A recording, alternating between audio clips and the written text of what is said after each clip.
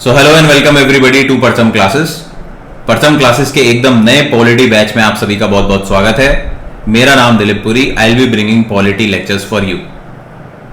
सो polity का ये जो कोर्स है, this would be for sure very helpful for you in the upcoming exams. आने वाले एग्जाम्स में आपको ये पॉलिटी का कोर्स डेफिनेटली मदद करेगा। लेकिन apart from that, while during the course, जब हम ये कोर्स करेंगे या हम पॉलिटी की पढ़ाई करेंगे, तो मेरी जो कोशिश रहेगी वो न सिर्फ आपको एग्जाम के लिए प्रिपेयर करना है, बट साथ ही साथ मैं कोशिश करूंगा कि आप एक अवेयर और एक गुड सिटीजन भी बने, एक जिम्मेदार और एक अच्छा नागरिक भी बने। आपको पता होना चाहिए कि हमारा देश किस तरीके से काम करता है, या फॉर दैट मैटर कोई भी देश किस तरीके से काम करता है।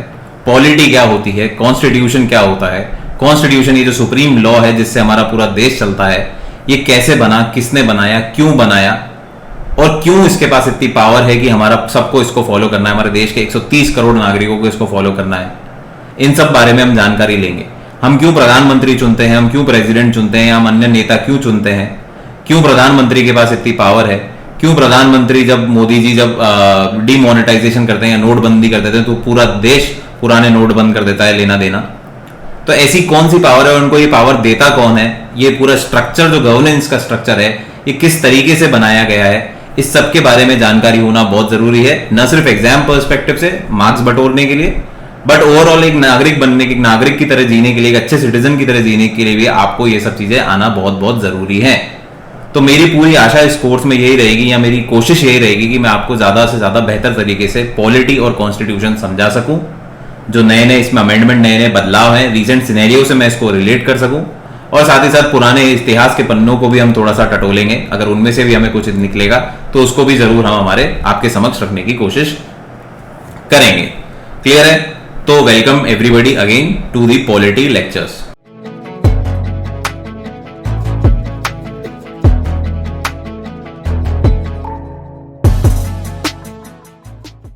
तो पॉलिटी में जो आज हम सबसे पहला टॉपिक पढ़ेंगे वो है हिस्ट्री ऑफ इंडियन कॉन्स्टिट्यूशन। तो जैसा कि आप सबको पता है कि कॉन्स्टिट्यूशन वो किताब है जिससे पूरा हमारा देश चलता है। Constitution is the supreme law of our country. तो हमारे देश का जो भी सिस्टम है कि हमारा एक प्रधानमंत्री होगा, हमारा एक प्रेसिडेंट होगा, हम parliamentary form of government follow करेंगे, ये सब हमें कहाँ दिया हुआ है? ये हमें कहाँ दिया हुआ है? हमारे 2 हाउस होंगे, लोकसभा, राज्यसभा, ये सब हमें कहाँ दिया हुआ है? ये हमें दिया हुआ है कॉन्स्टिट्यूशन में। कौन कौन कानून बना सकता है, जुडिशरी क्या काम करेगी, सुप्रीम कोर्ट कहां से आया, क्लियर है? इन सबको क्या क्या पावर्स हैं, ये सब चीजें कौन बताता है? कॉन्स्टिट्यूशन। तो ये जो पूरा स्ट्रक्चर हमारे देश का चलता है, ये सारा स्ट्रक्चर किसने मेंटेन कर रखा है? ये कहां पे दिया हुआ है? ये दिया हुआ है कॉन्स्टिट्यूशन में। सेंट्रल में हमारी अलग सरकार होगी, देन हमारी फेडरल स्ट्रक्चर में हमारे स्टेट गवर्नमेंट्स अलग होंगी, फिर हमारे लोकल सिस्टम गवर्नमेंट अलग होंगी। तो ये सब चीजें कहां बता रखी है? ये सब चीजें बता रखी है हमारे कॉन्स्टिट्यूशन में। क्लियर है बात? तो कॉन्स्टिट्यूशन ही है जिससे हमारा देश चल रहा है। आप या मैं चाह के भी कुछ नहीं कर सकते out of the box of this constitution. ये कॉन्स्टिट्यूशन की जो सीमा है, कॉन्स्टिट्यूशन की जो लाइन है, इससे बाहर हम आप और मैं मिलके चाह के भी कुछ भी नहीं कर सकते।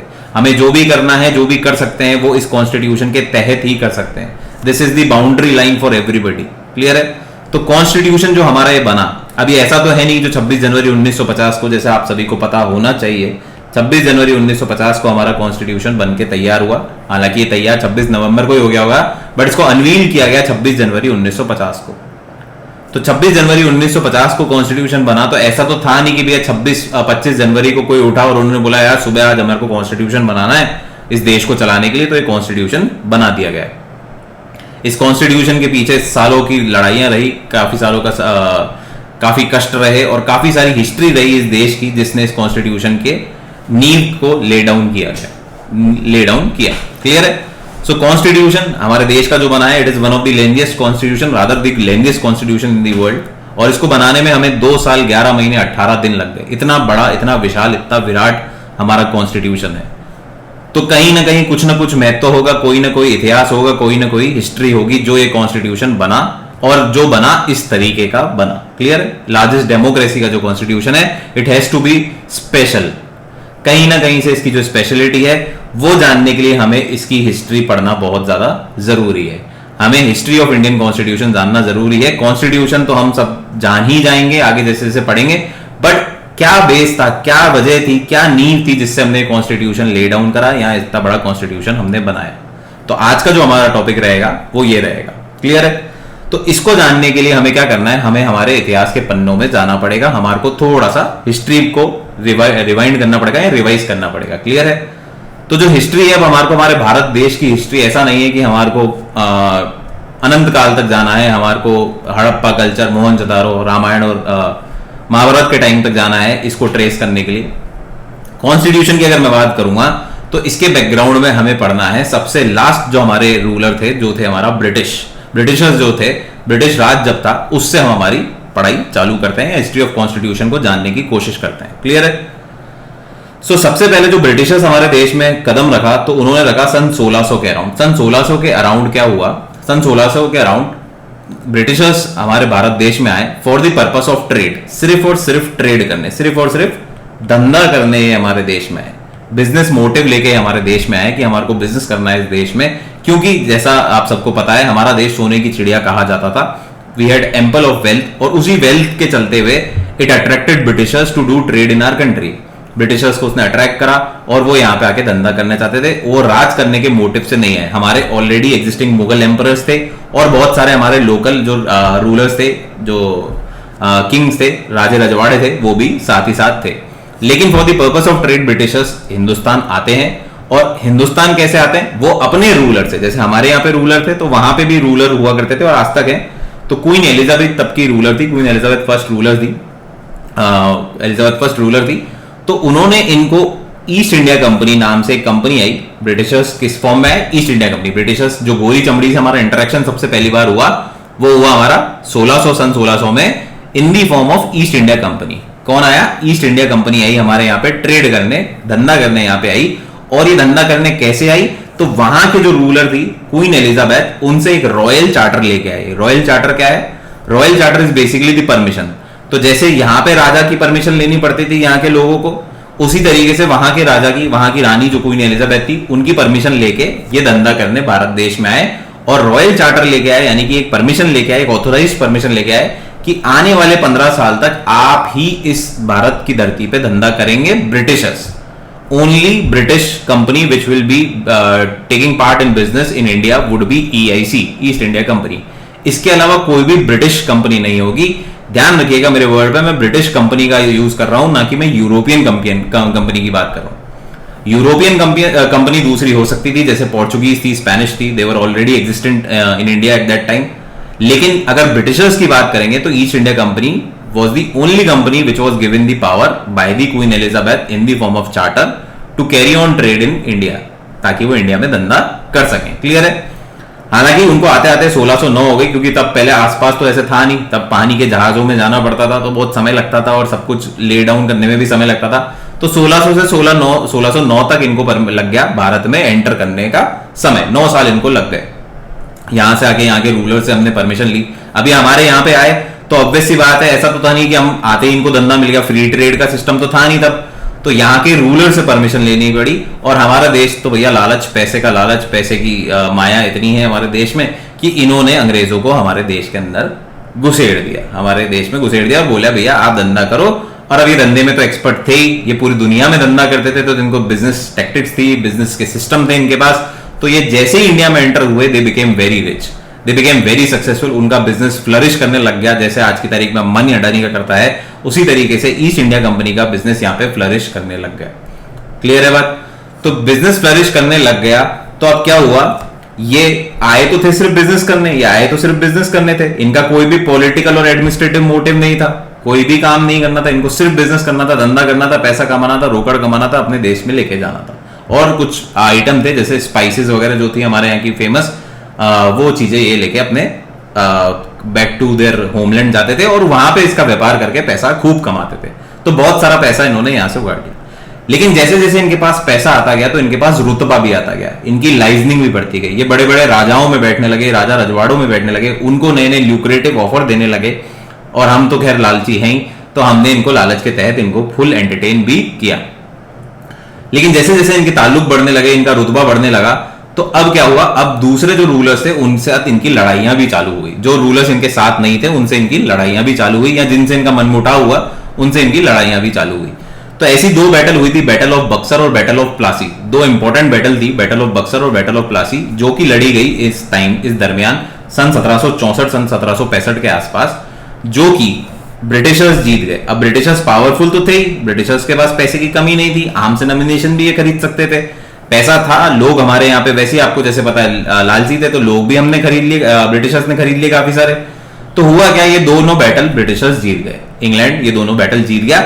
और इससे हुआ क्या, इससे हुआ कि इनको दीवानी राइट्स मिल गए, इनको दीवानी राइट्स मिल गए। जो वहां के रूलर्स के पास होते थे वो राइट अब इनको ब्रिटिशर्स को मिल गए, दीवानी राइट। दीवानी राइट बेसिकली क्या है, टैक्स कलेक्शन राइट है। तो अब एक तो ये अपने धंधे से, मेन जो इनका बिजनेस है, जो सोल एक्टिविटी थी, ट्रेडिंग एक्टिविटी, उससे तो पैसा कमा ही रहे थे, साथ ही साथ अब ये टैक्स कलेक्शन भी कर रहे थे बंगाल, बिहार और उड़ीसा रीजन के। कहां के, बंगाल, बिहार और उड़ीसा रीजन के।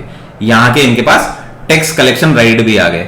तो अब इनकी तो दिन दुगने रात चौगुनी तरक्की होने लग गई। लेकिन अनफॉर्चुनेटली बात क्या थी, जैसे कोई भी हिरार्कियल सिस्टम होता है या ब्यूरोक्रेसी होती है, तो क्या होता है, जो नीचे वाले लोग होते हैं, जो नीचे वाले जो रूट लेवल पे लोग होते हैं, वो क्या हो जाते हैं, वो करप्ट हो जाते हैं। इतना सारा पैसा देख के उनका दिमाग बौखला जाता है, उनके पास इतना पैसा होता ही नहीं है। लेकिन जब उनके पास इतना सारा पैसा उनके थ्रू फ्लो होता है, तो उन लोगों का दिमाग बौखला जाता है। रियल टाइम, आप रियल लाइफ में भी आपने देखा होगा, सरकारी विभागों में या कहीं पे भी आपने ऑफिसेज में देखा होगा, when there is a huge hierarchy, तो जो नीचे वाले लोग होते हैं, जहां से पैसा पास होता है, वो करप्शन करने लगते हैं, वो मिसमैनेजमेंट करते हैं, वो तरीके से काम नहीं करते हैं। ऊपर वालों को भी मतलब नहीं है, क्योंकि भैया बिजनेस चल रहा है, तो वो भी ज्यादा ध्यान नहीं दे रहे।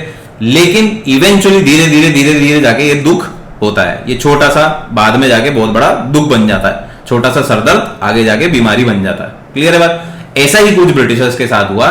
तो ब्रिटिशर्स पैसा तो खूब कमा रहे थे, खूब सारा पैसा हमारे यहां से लूट रहे थे, लेकिन लूटना नहीं बोलूंगा, बिजनेस कर रहे थे। लूटना मेरे हिसाब से नहीं वर्ड है, हमें भले ही इस तरीके की हिस्ट्री पढ़ाई जाती है कि ब्रिटिशर्स ने हमें आके लूटा, बट मेरी नजर में किसी ने कोई नहीं लूटा, वो बिजनेस कर रहे थे और हम लालची थे जो हमने उनको मौका दिया। क्लियर है बात? हमने मौका दिया तो बिजनेस था। और उस टाइम पूरी दुनिया में राज किया जाता था, ऐसा नहीं था कि सिर्फ हिंदुस्तान ही एक ऐसा देश था जिस पे आके उन्होंने राज किया।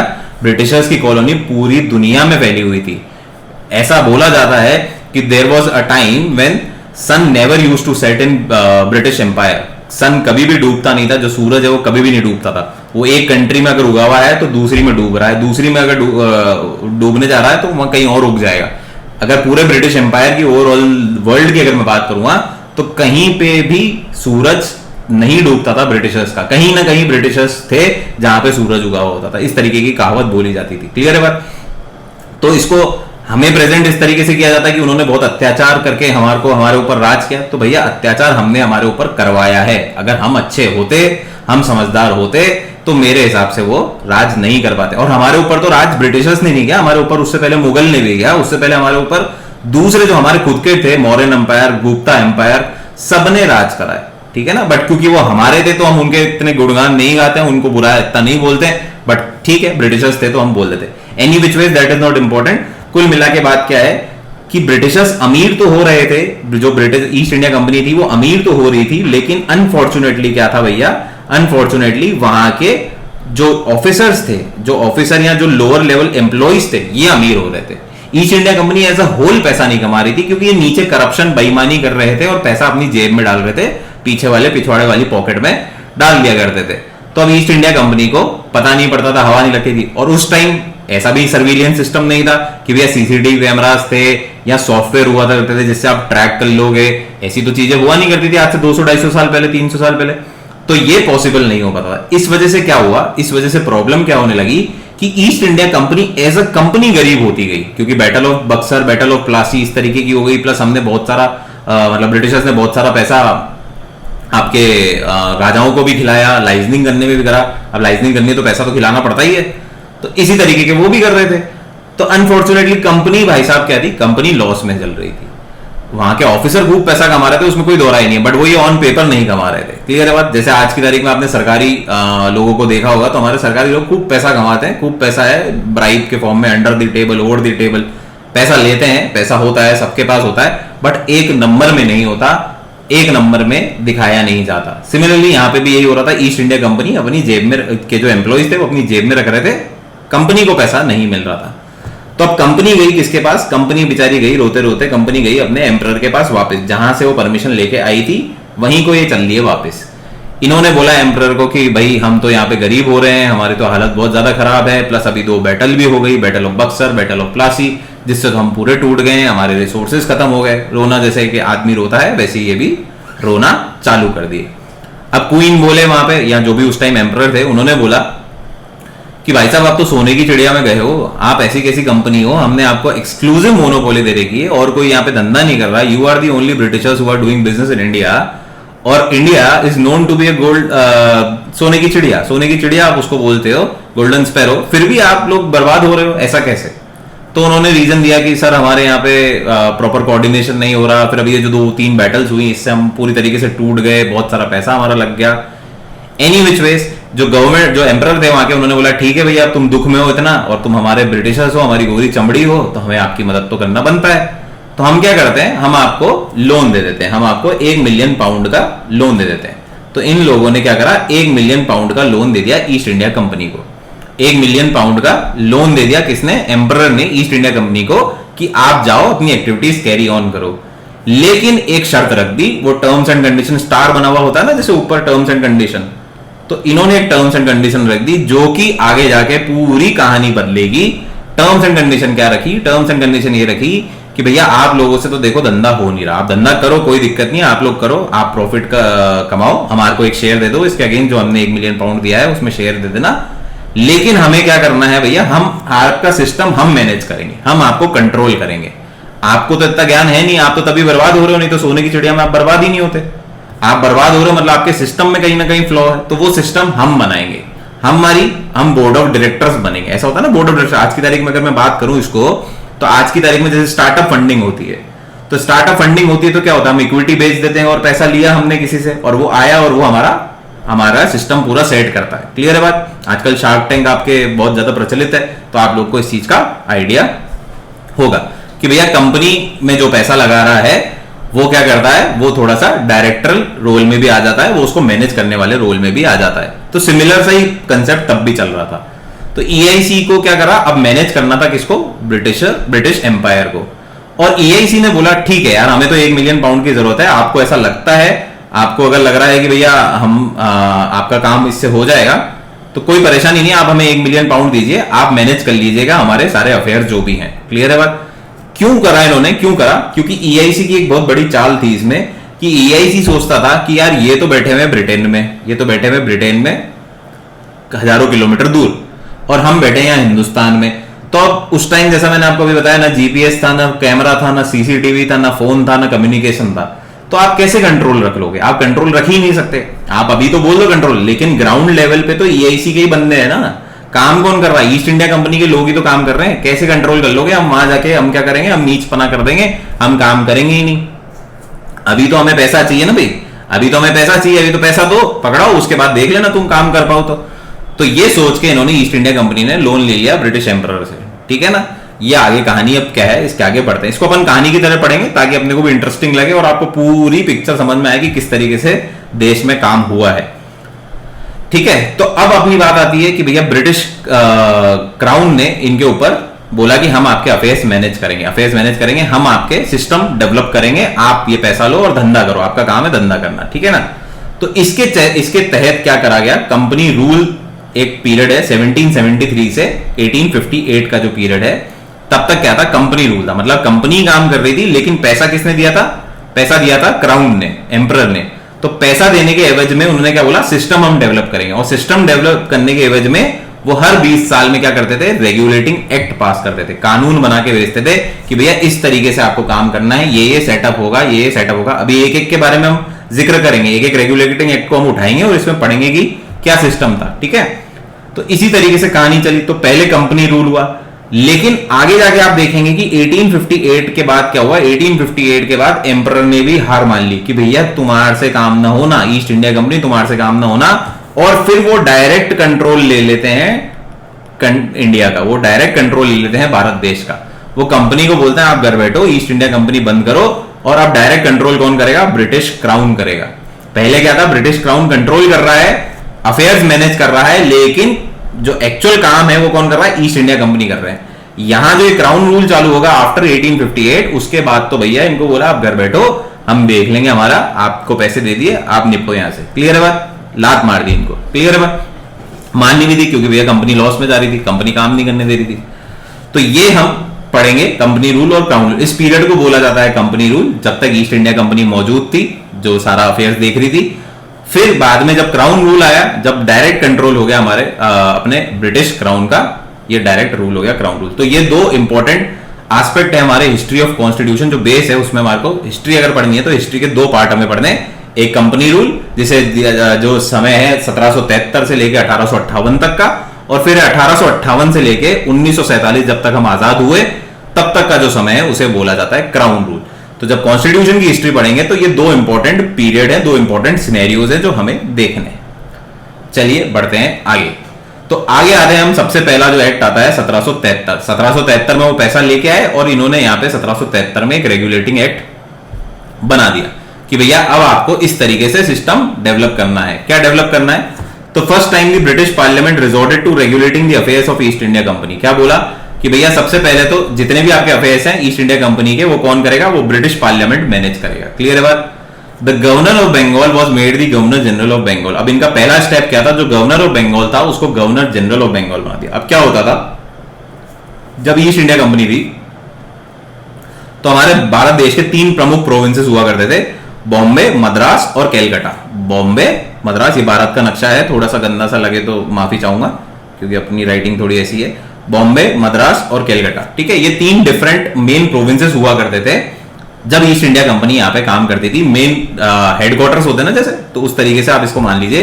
तीन मेन इनके ऑफिसेस थे, बॉम्बे, मद्रास और कैलकाटा ऑफिसेस थे, और वो जो प्रोविंस थी वो पूरी की पूरी इनके द्वारा गवर्न की जाती थी।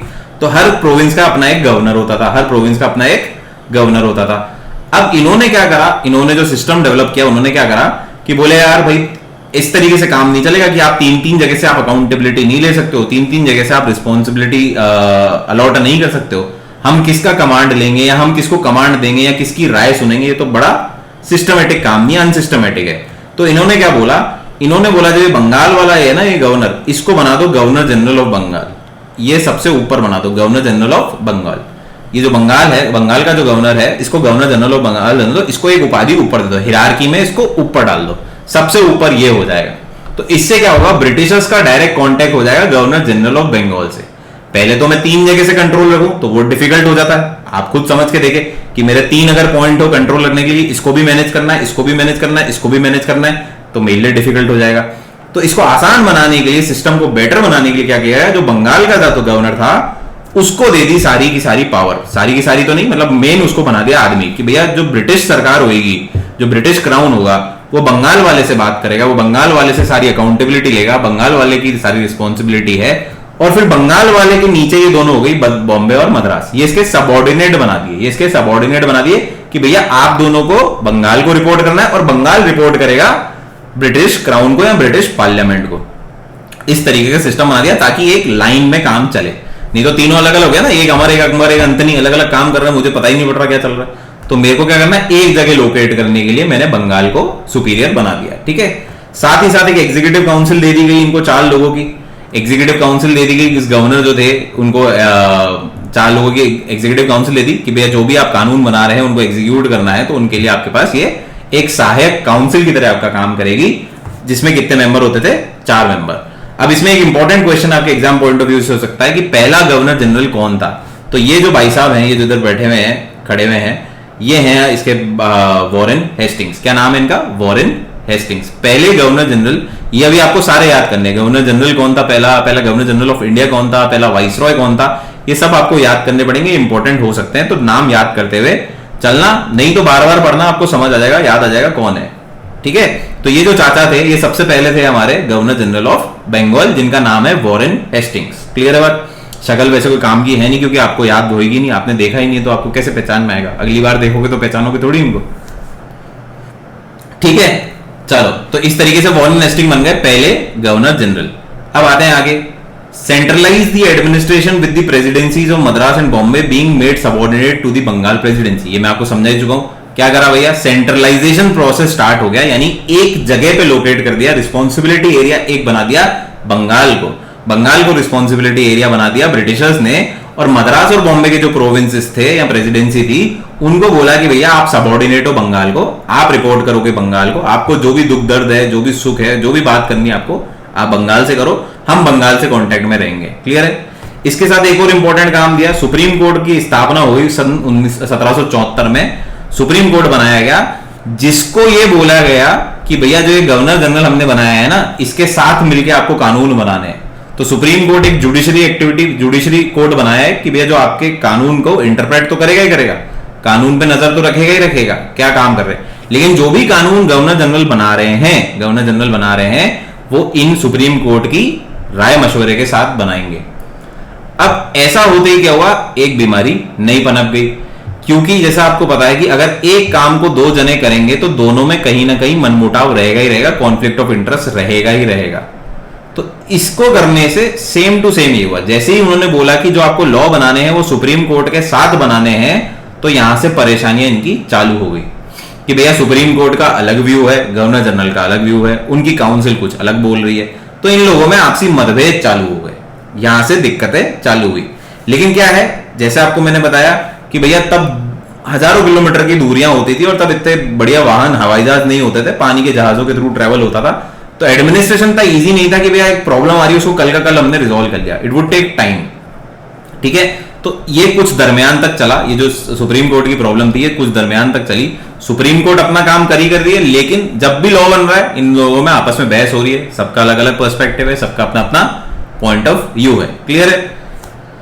आगे बढ़ते हैं। इसमें 1773 में क्या हुआ, prohibited company officials from engaging. अब जैसा इनको पता था कि कंपनी के ऑफिशियल है बेईमान, कंपनी के जो लोकल लोग हैं वो क्या है, बेईमान है। लोकल इन द सेंस जो कंपनी के एम्प्लॉइज हैं नीचे वाले लेवल पे वो बेईमान है, तो वो क्या कर रहे हैं, करप्शन कर रहे हैं। तो उनको क्या करा, उनके ऊपर एक रोक लगा दी कि आप किसी भी प्रकार का प्राइवेट ट्रेड नहीं करोगे, जो कंपनी का काम है वही करोगे। ऐसा नहीं भाई आप साइड में अलग से अपना भी एक काम कर रहे हो, छोटा मोटा लेन देन आप अपनी जेब में कर रहे हो, ओवर एंड अबव किसी को पता ही नहीं पड़ रहा। और इंडियन से आप किसी भी प्रकार के गिफ्ट नहीं लोगे, आप कंपनी के लिए काम कर रहे हो, आपकी रिस्पॉन्सिबिलिटी कंपनी है, उसका हेड है क्राउन, आपको मैनेज इसी तरीके से करना है, बीच में कोई भी बेईमानी मत करना। तो ये एक तरीके का पॉइंट इसमें सिस्टम डेवलप कर दिया गया, which is no big deal.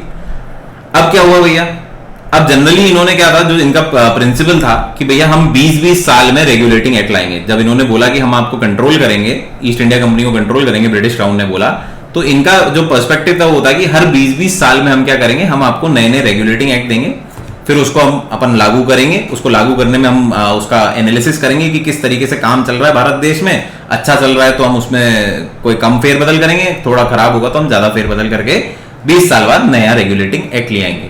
तो 20-20 साल का टाइम पीरियड था, क्योंकि वापस वही बात है कि इतने दूर देश हैं, एक प्लान हुआ है, उसको एनालाइज करने में, उसको करने में कम्युनिकेशन इतना स्ट्रांग नहीं है, इतने सारे एरिया। आज की तारीख से मत इमेजिन करो, आज आपके पास सब कुछ है, आज आपने कोई पॉलिसी बनाई तो उसका रिजल्ट आपको 6 महीने में दिख जाएगा, साल भर में दिख जाएगा, 2 साल में दिख जाएगा।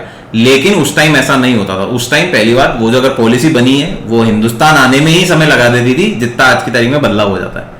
तो एक 20 साल का पीरियड रखा जाता था, बीच का गैप पीरियड रखा जाता था कि हम जो भी पॉलिसीज बना रहे हैं या जो भी एक्ट ला रहे हैं उसको 20 साल लागू करेंगे, उसमें जो भी फेरबदल की आवश्यकता होगी उसको अगले 20 साल में हम चेंज करके नेक्स्ट रेगुलेटिंग एक्ट के साथ डाल देंगे। लेकिन सुप्रीम कोर्ट की जो बसड़ चल रही थी, जो अभी हमने पढ़ी कि सुप्रीम कोर्ट और गवर्नर जनरल में जो बसड़ चल रही थी, कॉन्फ्लिक्ट ऑफ इंटरेस्ट चल रहा था, लॉ बनाने में दिक्कतें आ रही थी, तो उसके लिए इमीडिएट इफेक्ट की जरूरत थी।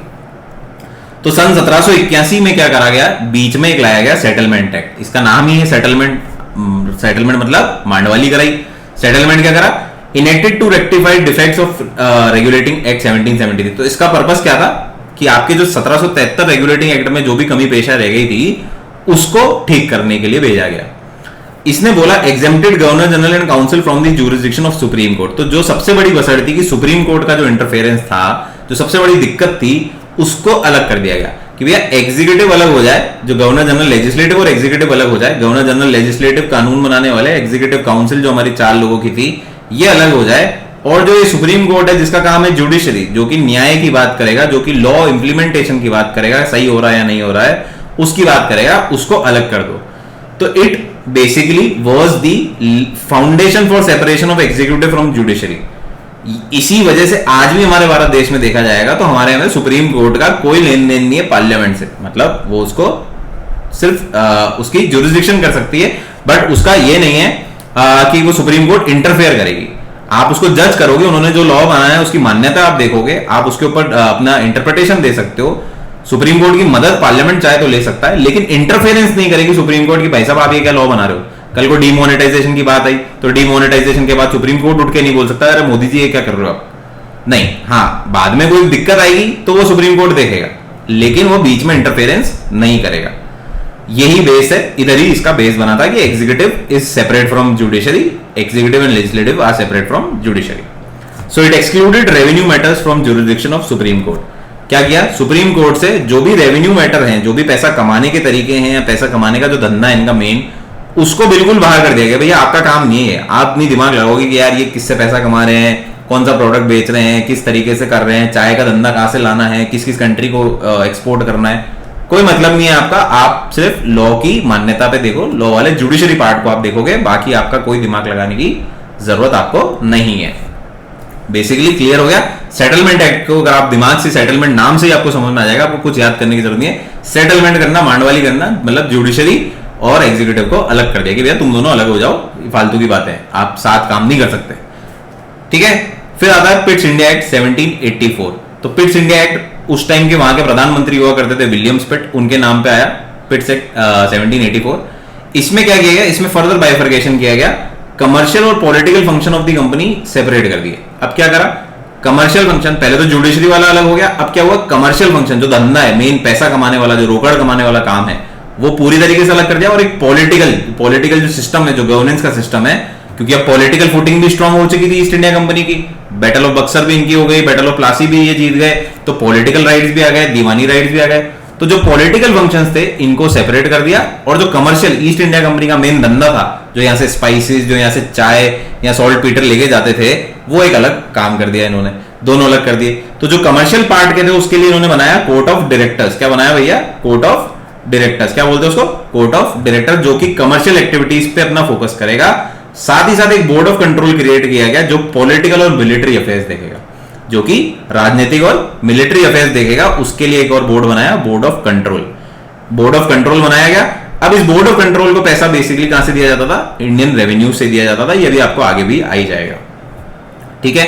साथ ही साथ एक और चीज हुई कि द कंपनी की जो भी टेरिटरीज थी, कंपनी की जो भी यहां पे स्थापनाएं थी, उनको बोला गया ब्रिटिश पोजेशन इन इंडिया। क्या बोला गया, British possession. East India company possession नहीं बोला गया, इसे क्या बोल दिया गया, ब्रिटिश पोजेशन इन इंडिया। तो जो भी संपत्तियां, जो भी चीजें थी, हमारे टेरिटरीज थी हमारी ईस्ट इंडिया कंपनी की, वो क्या कर दिया, उसको ठप्पा लग गया ब्रिटिश पोजेशन। क्योंकि अब क्या है, क्राउन के अंडर है। लोन किसने दिया, उधार किसने दिया, डेट किसने दिया, क्राउन ने दिया।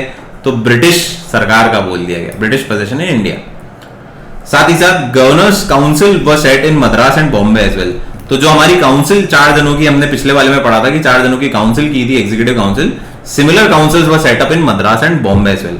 तब तो बंगाल की थी, गवर्नर जनरल ऑफ बंगाल की बनाई थी। अब मद्रास और बॉम्बे को भी काउंसिल लेती कि भैया इन लोगों को भी काउंसिल की जरूरत है काम करने के लिए, तो इनको भी दे दो, कोई दिक्कत नहीं। क्लियर है। फिर आता है हमारा तीसरा, charter act of 1793, rather second act, charter act of 1793। अब 1793 में कुछ खास हुआ नहीं, कुछ खास चेंज नहीं हुआ, क्योंकि अभी रिसेंटली 2 एक्ट लाए थे हम, सेटलमेंट एक्ट और पिट्स एक्ट। तो अब आता है चार्टर एक्ट ऑफ 1793, जिसमें क्या किया गया, कुछ भी खास नहीं किया गया। इट गेव गवर्नर जनरल, जो बंगाल के गवर्नर जनरल थे, more powers and control over the government of subordinate presidencies of Bombay and Madras. तो बॉम्बे और मद्रास की जो प्रेसिडेंसीज थी, प्रोविंसेस थे, उन पे और ज्यादा कंट्रोल दे दिया। कहां के गवर्नर जनरल को, बंगाल के गवर्नर जनरल को, क्योंकि वो head.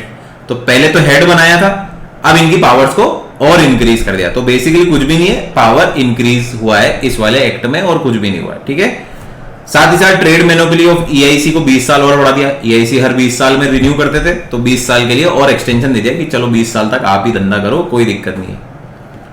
Members of the board of control and their staff were paid out of Indian revenues. ये मैंने आपको पिछले वाले में बताया था कि जो बोर्ड ऑफ कंट्रोल बनाया गया था फॉर पॉलिटिकल अफेयर्स, इनका काम क्या था, पॉलिटिकल अफेयर्स। कमर्शियल अफेयर था कोर्ट ऑफ डायरेक्टर्स। सीओडी का काम था कमर्शियल, सी से आप याद रख सकते हो, कमर्शियल कोर्ट ऑफ डायरेक्टर्स।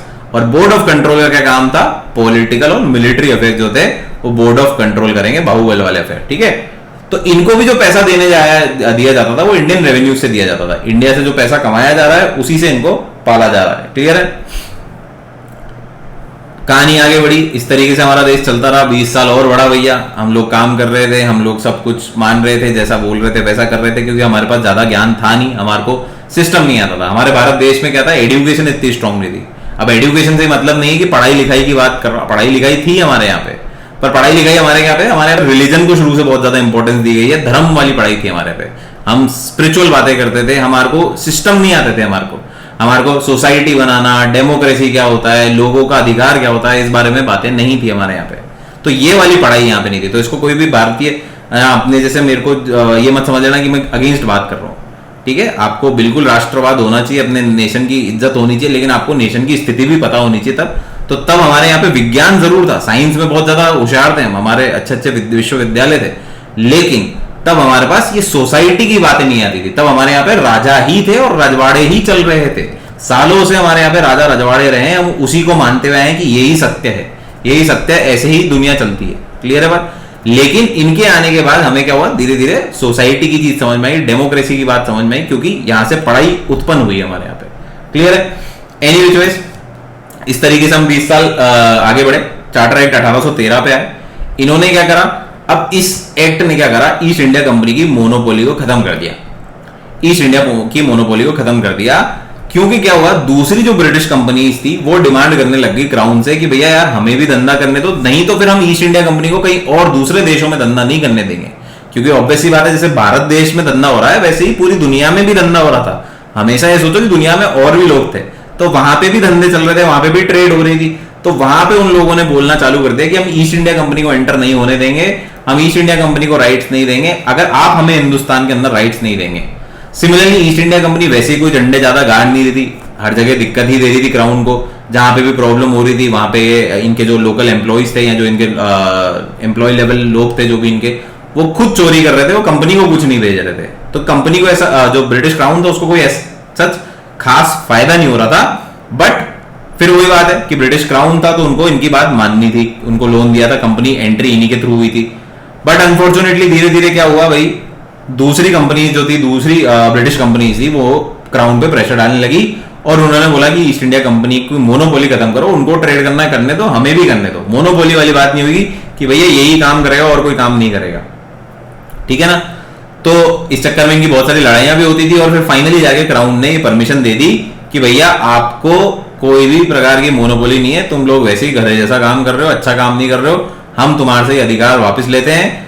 अब सिर्फ आप टी और ओपीएम, अफीम और चाय की जो आपकी धंधा है वो आपके पास मोनोपोली है। अभी भी आप चलो चाय भी आप पियो और नशे भी करो, अफीम पियो और लोगों को पिलाओ, कोई दिक्कत नहीं, ये धंधा आप अपने पास रख लो क्योंकि मेन पैसा आपको यहीं से आ रहा है। बाकी जो भी ट्रेड है इंडिया में जो भी हो रहा है वो सारे ब्रिटिश कंपनीज आ सकती है, ब्रिटिश की जो भी कंपनीज है वो यहाँ पे आके धंधा कर सकती है। तो जो मोनोपोली इनको दी गई थी रॉयल चार्टर के थ्रू सन 1600 में, ये आपको ध्यान रखना है, सन 1600 में जो रॉयल चार्टर दिया गया था by the then Queen Elizabeth first, उसको एंड कर दिया, उसको यहाँ पे एंड कर दिया कि भैया अब आपके पास मोनोपोली नहीं है, other British companies can also do trade in India.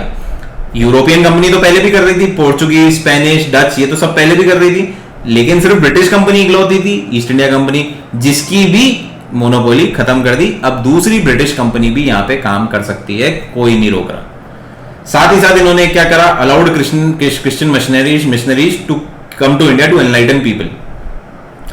इन्होंने क्या करा, क्रिश्चियन मिशनरीज को बोला कि भैया जाओ आप धर्म परिवर्तन कर रहे हो और एनलाइटन करो यहाँ के लोगों को, सत्य बताओ कि भैया भगवान क्या है, जो क्रिश्चियन माइथोलॉजी है उसी को, माइथोलॉजी है क्रिश्चियन जो भी उनकी बाइबल है या उनका जो भी होता है, क्योंकि मेरे को उनके धर्म की ज्यादा नॉलेज नहीं है इसलिए मैं उस पर कमेंट नहीं करूंगा।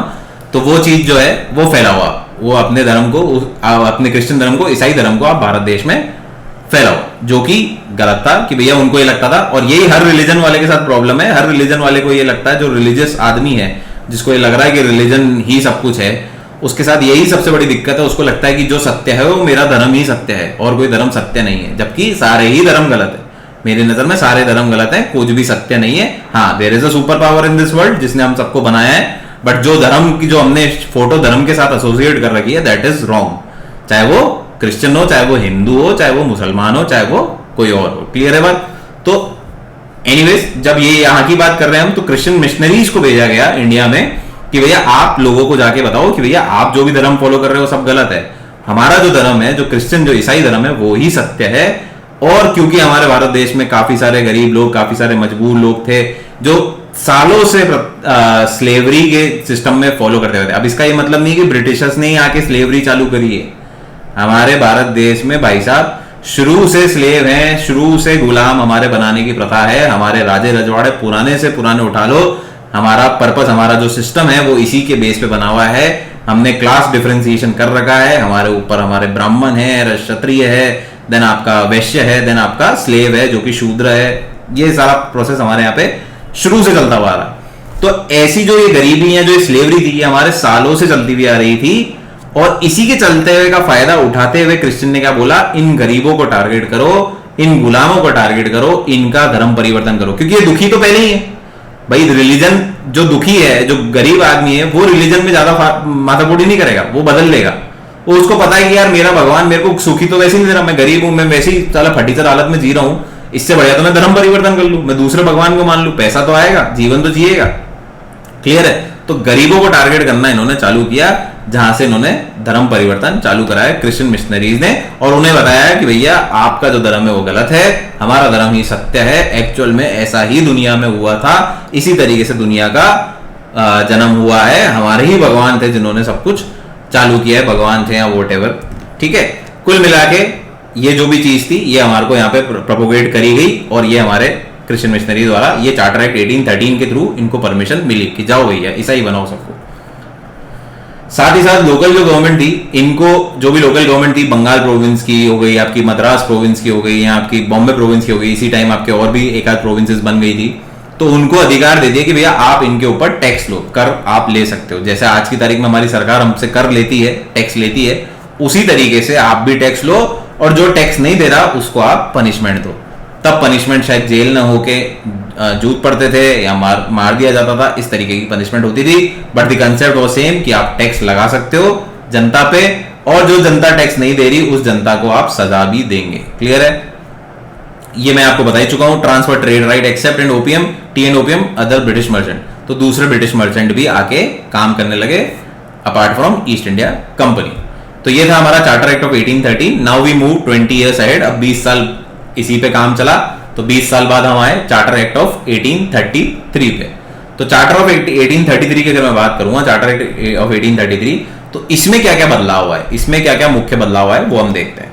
तो सबसे पहले जो गवर्नर जनरल ऑफ बंगाल था उसको बना दिया गवर्नर जनरल ऑफ इंडिया। अभी भी क्या था, हमारे यहाँ पे जो काम था, इतना सब करने के बाद भी क्राउन जो था, ब्रिटिश क्राउन था, उसको मजा नहीं आ रहा था। वो बोल रहा था यार अभी भी मजा नहीं आ रहा भैया, भारत देश में काम ढंग से नहीं चल रहा। रीजन सबको पता है कि ईस्ट इंडिया कंपनी ढंग से काम नहीं कर रही थी। ईस्ट इंडिया कंपनी जो भी प्लान ये बना रहे थे, जो भी पॉलिसीज वो बना रहे थे, लेकिन जो ग्राउंड लेवल पे काम हो रहा था बाई ईस्ट इंडिया कंपनी, वो अप टू दी मार्क नहीं हो रहा था। ग्राउंड लेवल पे ये कहीं ना कहीं बेईमानी कर रहे थे, कहीं ना कहीं चोरी कर रहे थे, जिसकी वजह से जो पॉलिसीज थी वो उसी तरीके से इंप्लीमेंट नहीं हो पा रही थी जिस तरीके से ये लोग सोच रहे थे। क्लियर है?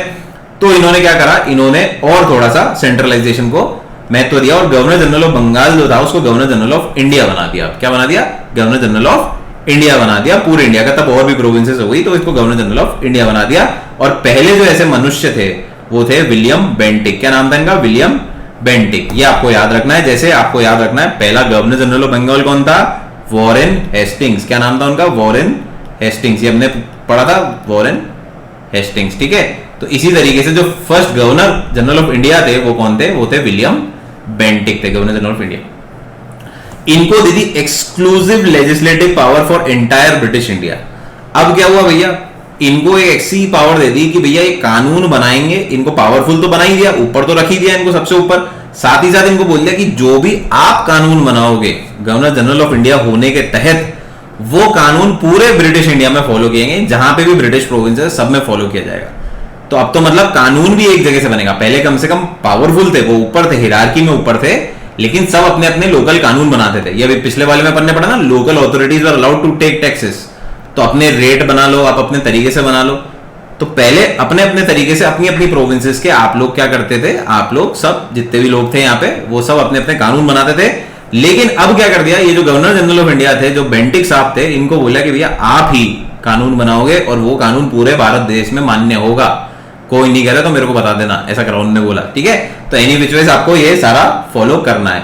और जो अब ये कानून बनाएंगे उनको क्या करेंगे, उनको नाम देंगे एक्ट। उनको क्या नाम देंगे, एक्ट। रेगुलेशन नहीं बोलेंगे। पहले क्या होता था, हर कोई अपना कानून बना रहा है तो उसको रेगुलेशन बोलते थे। Regulation of Bengal, regulation of Madras, regulation of Mumbai, regulation of Agra, ठीक है। अब बोल दिया एक्ट, एक एक्ट लागू होगा और वो पूरे देश पे लागू होगा, इसलिए इसको वर्ड क्या दे दिया, एक्ट दे दिया। हालांकि कोई सिस्टमेटिक डिफरेंस नहीं है, कंसेप्चुअल डिफरेंस नहीं है। लॉज, रेगुलेशन, बाईपास सब एक ही बात है, बायलॉज एक ही बात है, बट इसमें क्या बोल दिया, एक्ट बोल दिया इसको, क्योंकि अब ये पूरे देश पे मान्य होगा। और इसको बनाएगा कौन, विलियम बेंटिक या आने वाले जो भी गवर्नर जनरल होंगे इंडिया के।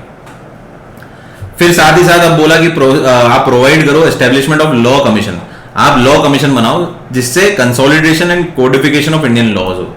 अब क्या हुआ, धीरे धीरे हमारे यहाँ पे भी सोशल रिफॉर्म्स और हमारे यहाँ पे भी लोग समझदार होने लग गए, क्योंकि जैसा कि आपने पिछले में देखा कि भैया वेस्टर्न एजुकेशन भी आने लग गई, तो अब थोड़ा सा सोसाइटी और इनके बारे में लोगों को समझ आने लग गई। लोग अपने बच्चों को इंग्लैंड पढ़ाने भेजने लग गए, या लोगों को जो सरकारी स्कूल ब्रिटिशर्स ने बनाए वहां पे पढ़ाने भेजने लगे।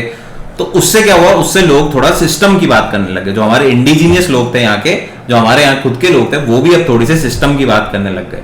और उन्होंने बोला कि यार आप भारत देश को गवर्न कर रहे हो, कोई दिक्कत नहीं, आप गवर्न करो, क्योंकि हम तो शुरुआत से राजे रजवाड़े में रहे, हमारे ऊपर कोई ना कोई राज कर ही रहा था। ये तो 1947 के बाद ही हमने फ्रीडम देखी है, उससे पहले कोई ना कोई राज था ही था हमारे यहाँ पे। तो हम राज से इतना परेशान नहीं थे। जो हमारी जो जनता थी उस समय की, वो राज से इतनी परेशान नहीं थी। उनको था यार राजा कोई भी हो, क्या फर्क पड़ रहा है। तब तक हमारी चमड़ी वाले थे, अब दूसरी चमड़ी, गोरी चमड़ी वाले लोग अगर राज कर रहे, बस इतना सा ही तो फर्क है। तो कोई बात नहीं, आप राज करो, लेकिन जो ये लॉ है ना, अब आर्बिट्ररी मत रखो कि भैया आपकी इच्छा हो रही तो किसी को आपने जूत दे दी, आपकी इच्छा हो रही तो किसी को आपने मार दिया, आपकी इच्छा हुई तो किसी को फांसी दे दी, आपकी इच्छा हुई कोई आपका खास है तो उसको आपने छोड़ ही दिया।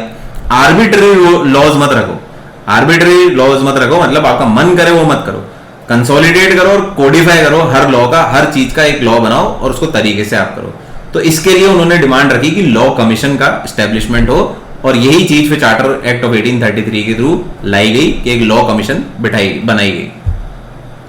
The legislative powers of the Bombay and Madras presidencies were removed. ये मैं आपको पहले बता सकूं कि लेजिस्लेटिव पावर पूरे देश की कहां पहुंची, गवर्नर जनरल ऑफ इंडिया यानी कि विलियम बेंटिक के पास। अभी के लिए विलियम बेंटिक, और आने वाले टाइम में जो जो नए नए आएंगे, ठीक है। और जो कंपनी की टेरिटरीज थी उनको बोल दिया गया interest of his majesty his hairs and successors, ठीक है।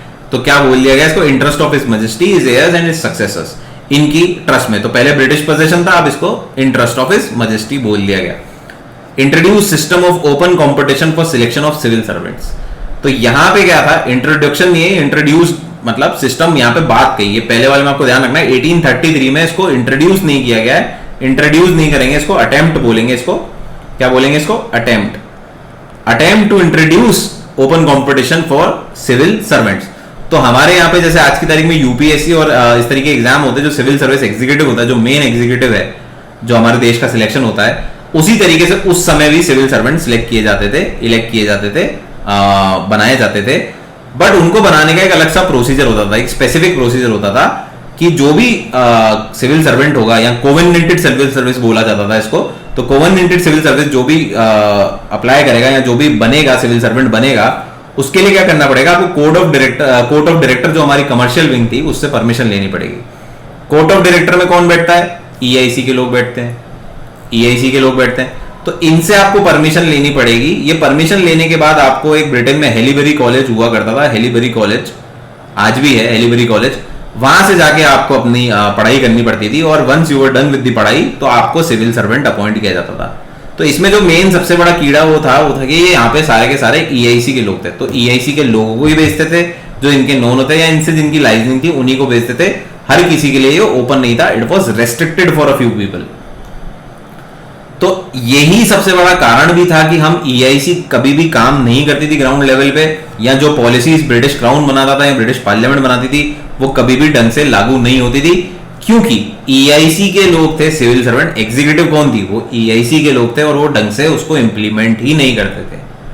और अब इंप्लीमेंट करना बहुत जरूरी हो चुका था, क्योंकि ब्रिटिशर्स ऑलरेडी अमेरिका अपने हाथ से धो चुका था। तो वो चाहता था कि यार मैं इंडिया को नहीं दूं, मैं इंडिया को नहीं छोड़ूं कि भैया इंडिया भी मेरे हाथ से निकल जाए। तो भैया यहाँ पे मेरे को ढंग के लोग, काबिल लोग बैठाने पड़ेंगे।